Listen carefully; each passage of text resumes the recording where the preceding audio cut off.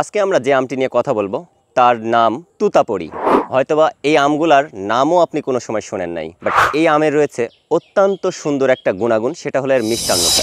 আসসালামু আলাইকুম, সকলকে স্বাগত জানাচ্ছি আজকের ভিডিওতে। আজকে থেকে আমরা নতুন একটি সিরিজ চালু করেছি, যেখানে আপনারা আমাদের গ্রামের, আমাদের এলাকার বিভিন্ন ধরনের নতুন নতুন আম সম্পর্কে জানতে পারবেন। হয়তোবা এই আমগুলার নামও আপনি কোনো সময় শোনেন নাই।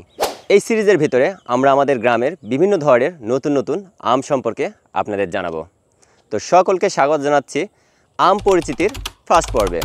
তো আজকে আমরা যে আমটি নিয়ে কথা বলবো তার নাম তুতাপড়ি। আমের নামটাই তুতাপড়ি। তো এই আমটা আমাদের গ্রামে খুবই রেয়ার, বা আমাদের এলাকাতে খুবই রেয়ার, খুবই কম পরিমাণে হয়। এবং এই আমটা কম পরিমাণে হওয়ার কারণটা হচ্ছে এই আমের উৎপাদন খুবই কম, যে কারণে মানুষ কেউই এই আমটাকে বাণিজ্যিকভাবে উৎপাদন করতে চায় না। দেখা যাচ্ছে এত বড় একটা গাছে শুধুমাত্র 1 মণ আম পাওয়া যাবে। এই গাছে অন্য কোনো আম হইলে যেখানে 4 থেকে 5 মণ বা 7-8 মণ পর্যন্ত আম পাওয়া যেত, সেখানে তুতাপড়ি আম হবে শুধুমাত্র 1 মণ, যেই কারণে এই আমটা বাণিজ্যিকভাবে কেউ উৎপাদন করে না। আর এই কারণে আপনারা হয়তোবা অনেকেই এই আম সম্পর্কে জানেন না, বাট এই আমের রয়েছে অত্যন্ত সুন্দর একটা গুণাগুণ, সেটা হলো এর মিষ্টান্নতা। এটা খুবই খুবই খুবই মিষ্টি আম, এবং যে কেউ একবার খাওয়ার পরে এই আমটা অবশ্যই পছন্দ করবে।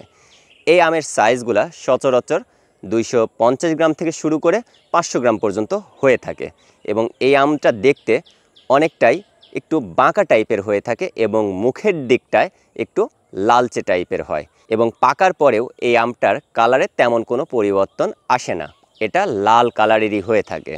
এবং এই আমটা কিন্তু খুবই কম যেহেতু পাওয়া যায়, সেই কারণে এই আমটার বাজার মূল্যটাও তুলনামূলক একটু বেশি। তো এই তুতাপড়ি আমের স্বাদ নিতে চাইলে আপনাকে কিন্তু প্রি অর্ডার করতে হবে www.joyoponna.com ওয়েবসাইটে, অথবা জৈবপণ্য ফেসবুক পেজের মাধ্যমেও আপনারা এই আমের অর্ডারটি দিতে পারেন। তো দেখা হবে অন্য কোনো ভিডিওতে। সে পর্যন্ত ভালো থাকুন, সুস্থ থাকুন, এবং এই আম সম্পর্কে আপনার জানা থাকলে অবশ্যই কমেন্টে আপনার মতামতটি জানাতে ভুলবেন না।